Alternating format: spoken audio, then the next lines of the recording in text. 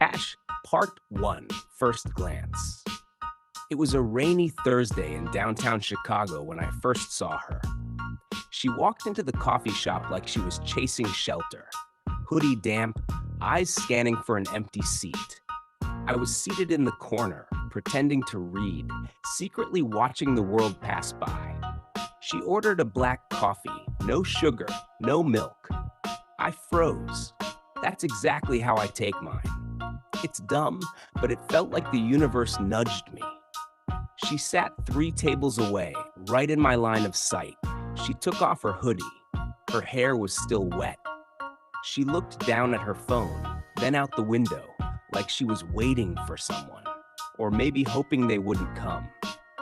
I kept stealing glances, watching the way she held her cup, both hands wrapped tight around it like it grounded her. We made eye contact. Once, then again. And that second time, she smiled. Not the kind of smile you give strangers. It was smaller, warmer, familiar somehow. I wanted to speak to her. I rehearsed opening lines in my head. Something funny, something simple. But I didn't move. I was terrified of ruining the moment by making it real. So I stayed there, sipping cold coffee and pretending I wasn't aching to know her name.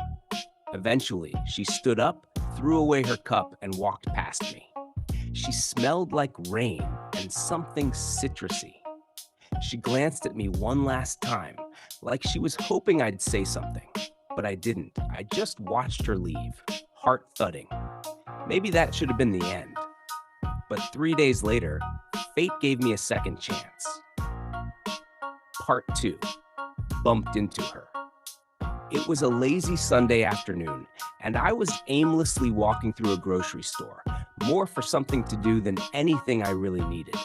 I wandered into aisle 7, cereal, snacks, and those impulsive regrets you always end up buying.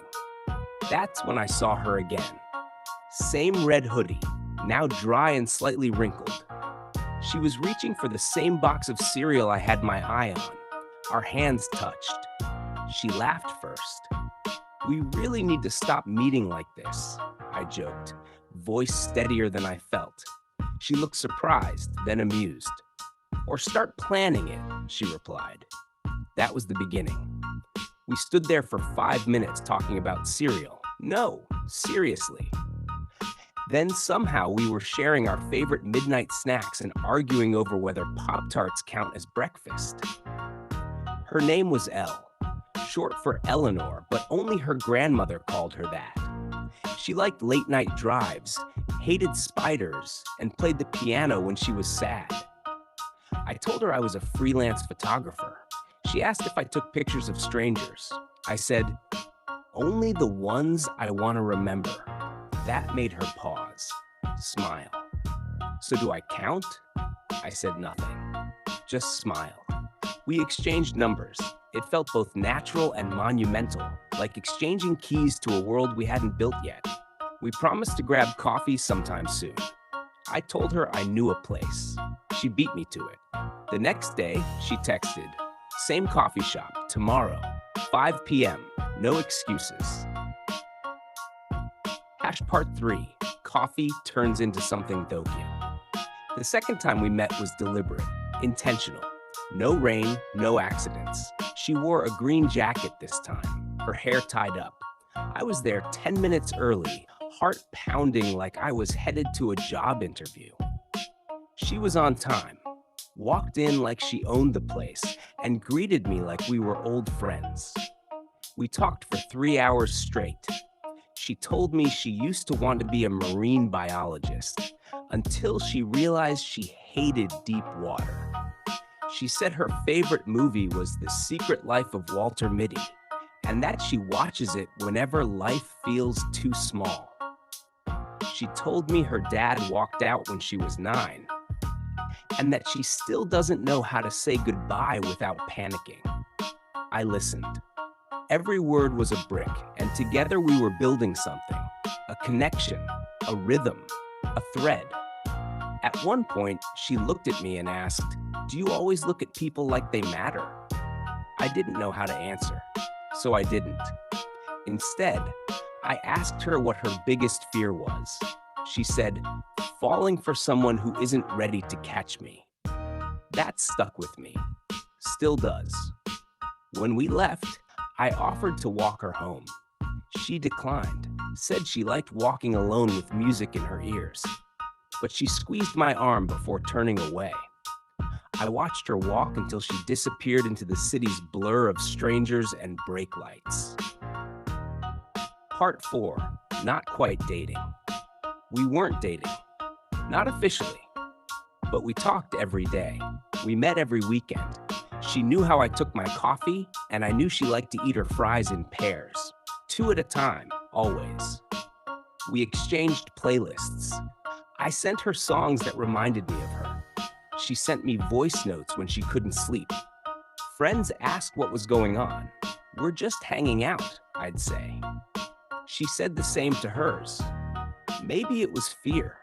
Maybe we didn't want to ruin what we had by labeling it. But people noticed. My mom asked if I was in love.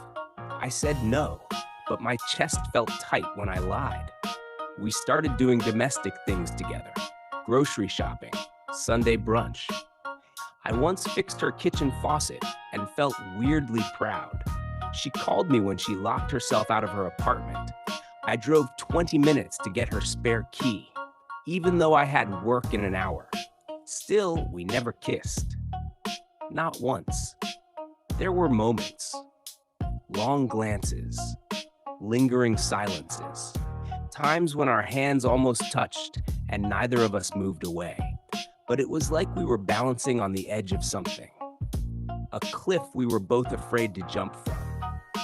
We were more than friends, but not quite lovers, and it was starting to hurt. Part 5, the almost kiss. That night is etched in my memory like a song stuck on repeat. We were sitting in her car outside my apartment, the radio playing soft acoustic music. It was raining lightly again, just like the first day we met. Everything felt familiar, but heavier. She looked tired, not physically, but emotionally. The kind of tired that comes from carrying unspoken things.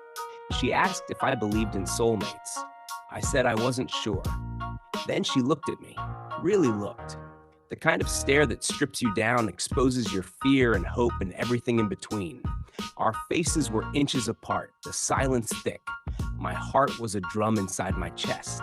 I leaned in, slowly, cautiously. She didn't move, didn't stop me. Her eyes flickered shut. And then, just before our lips met, she whispered, "Don't." I froze. "Not yet," she said, softer this time. I pulled back, nodded, forced a smile. She apologized. I said she didn't have to, but the air between us had changed. Heavier now, sadder. Like we both knew what almost happened and what almost meant. She dropped me off and drove away without another word. I stood there in the rain, wondering why almost always hurts more than never. Part 6, a weekend away. She texted me on a Thursday. "Wanna escape for the weekend?" No context, no plan, just that. I said yes without thinking. By Friday night, we were in her car, heading toward the coast with the windows down and music up. No GPS, no hotel reservations. Just a folded paper map and a playlist we made on the drive. We stayed in a cheap motel with peeling wallpaper and a flickering lamp. It didn't matter. We spent most of the time outside, eating greasy food, walking on the beach barefoot, skipping stones, and talking about everything we didn't say in the city. At night, we lay on the hood of her car, watching the stars. The kind of stars you never see in the city. She told me stories about her childhood in small towns, the friends she lost and kept, and the dreams she chased but never caught. I shared mine, about photos that never got developed and places I wanted to visit. But even in this magic, there was a quiet tension. We never touched in the way I wanted. I didn't push. She didn't pull away. It was as if we were both afraid that a kiss would change everything and maybe end what we had. When Sunday came and it was time to leave, we drove back in silence, the weight of unspoken things hanging between us. Part 7. Something shifts. The days after our weekend getaway felt different. She was quieter on the phone, less eager to make plans. Texts came slower with less warmth. I asked if she was okay. She said she was just busy. But I could feel it. Something had changed. The energy between us, once electric, was now strained. I tried to bridge the gap, but she seemed distant, like a friend who was slowly pulling away. I wondered if I had done something wrong, said something wrong, or if maybe it was just timing, the cruelest factor in all love stories. I kept hoping it was temporary, that we'd find our way back. Part 8. The Other Guy. Then one afternoon I saw him, tall, confident, laughing with her outside her apartment. She didn't notice me. I froze, heart-shattering. Maybe he was just a friend. But the way she rested her hand on his arm said otherwise. I wanted to confront her, to ask questions, to scream, but I stayed silent. I watched from across the street, numb. That night, I didn't sleep. The next day, I didn't text. Part 9. Her explanation. She showed up at my door unannounced days later. Her eyes were red from crying. "I don't owe you an explanation," she said, voice breaking, "but you deserve one." She told me about him. Someone from her past she thought she was over. Someone who had come back when she was vulnerable. I wanted to be with you. I still want that, but I'm confused. I listened, my heart torn between hope and heartbreak. "What now?" I asked. She shrugged. "I don't know." Part 10. Silence hurts. More weeks turn to months. No calls, no texts. I tried to move on. I dated. I laughed. I pretended. But every girl I met reminded me of her. Her laugh, her smile, her absence. I kept checking her social media, hoping for a sign, and hated myself for it. Silence hurts more than any fight. Part 11. Late night call. At 2:14 a.m., my phone rang. Her name flashed on the screen. I answered immediately. "I shouldn't have called," she whispered, "but I can't sleep. I miss you." I didn't know what to say. "Do you hate me?" she asked. I wanted to say yes, but I said no. She cried. So did I. Part 12. One last walk. We met at the park the next day, talked for hours, walked aimlessly. She looked tired, not from the walk, but from everything. "I'm not asking for another chance," she said softly. "I just needed to see you." I held her hand briefly. Maybe that was enough. Part 13. If timing wasn't cruel. We talked about timing, how cruel it can be, how love sometimes comes too early or too late. "Maybe in another life," she whispered. I nodded. But inside, I was screaming. I wanted this life. With her. Part 14. The goodbye message. She sent me a message. "I'm moving away. Need a fresh start. Thank you for the memories. You taught me what real connection feels like. I'll carry it with me." I didn't reply. What could I say? Part 15. A year later. A year later, I saw her at a bookstore. She looked happy. He was there, holding her hand. She didn't see me. I left. That night, I looked at old photos. I smiled, not because it didn't hurt, but because it had been real. Part 16. Rewriting memories. I started photographing couples again. In every photo, I saw pieces of us, not sadness, but beauty. I stopped regretting. I just remembered differently.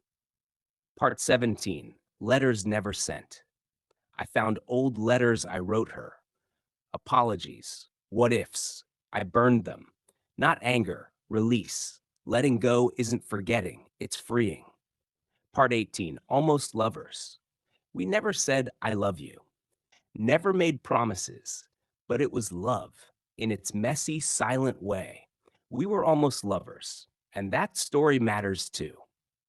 Part 19, someone new. I met someone new. She's not like Elle, and that's good. It's calmer, slower, but real.